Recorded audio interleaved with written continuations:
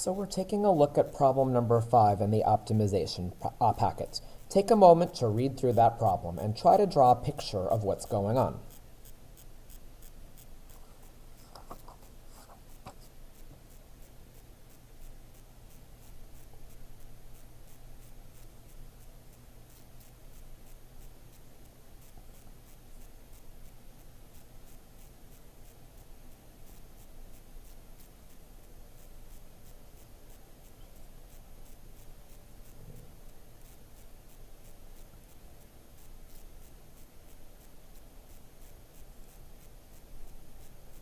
So we're being told that we're cutting squares out of each corner.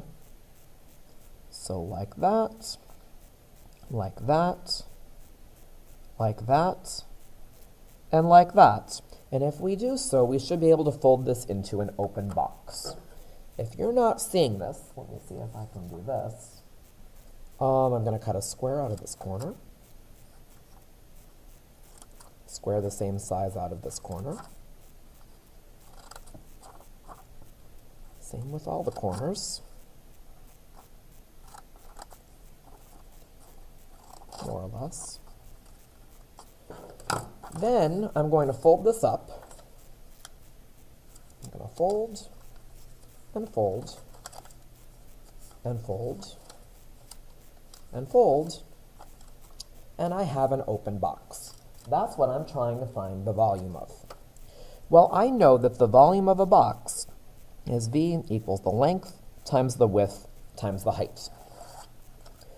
I'm going to have three secondary equations here. One for the length, one for the width, one for the height. Well, the length of the box is going to be this distance over here. Before I go on, I should probably figure out the size of the squares. I'm going to say that the cut that I make on each side is x. In which case, the length is going to be 17 minus 2x. That's going to be one of my secondary equations. I think that the width of the box, okay, here's my box. I think the width is going to be this thing over here. So I think that's going to be 12 minus 2x. And I think the height, how tall is this thing? Well, that's like the length of the square that I cut out. The height's going to be just x. So my volume, let's see, the length we just said was 17 minus 2x. The width is 12 minus 2x. And the height is x. The volume of this box is x times 17 minus 2x times 12 minus 2x.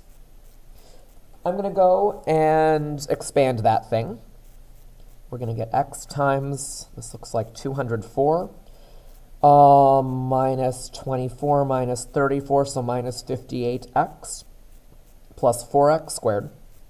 And my volume is 204x minus 58x squared, plus 12, plus 4x cubed.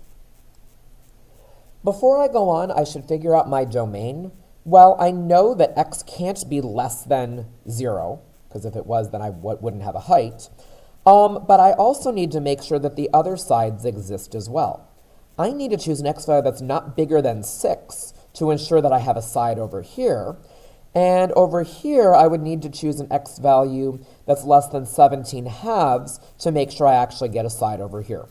Well, since 6 is less than 17 halves, my domain, which will be important for my candidates test, is, actually I'll write it as an inequality.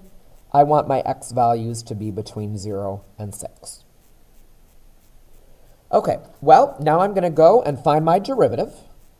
V prime equals 204 minus 116x plus 12x squared. And I need to find my critical values, and I think quadratic formula is going to be the way to go here. I'm just going to use the quadratic formula program on my calculator. You can do it by hand. You can solve by graphing. But, oops, hold on. When I go to use the quadratic formula program, I get critical values of x equals about 2.311209. And since I'm going to need to use these later, I'm going to go out to more than 3 places to ensure that my final answers truly are accurate to 3 places. And 7.355457 and so on. Well, I think I can ignore the 7.355457 because that's not within my domain. So as far as the candidates test is concerned, there are really only 3 candidates that I'm looking at. I'm going to plug in 0, I'm going to plug in that 2.311209, and I'm going to plug in 6. Well, when I plug in 0, my volume is going to be 0. When I plug in 6, my volume is going to be 6, because again, we don't have that dimension. When I plug in 2.311209, well, go and plug that into the original volume function. We'll do our 204 times 2.311209 minus 58 times 2.311209 squared plus 4 times 2.311209 cubed. I believe when you do that, you should get about 211.052. Well, that's our maximum. That's our absolute maximum volume. So we're going to say that the maximum volume by our candidates test is 211.052 inches cubed. We need to, let's see, what else do we have to say? We have to determine the length of a side of the square. Well, that's my x value that I found. Length of a side of the square is 2.311209 inches. And then I just need to find all my dimensions. I just need to go and plug into my x, my 17 minus 2x, and my 12 minus 2x. I'm going to get, 2.311 inches by, well, we're going to do 17 minus 2 times that x value.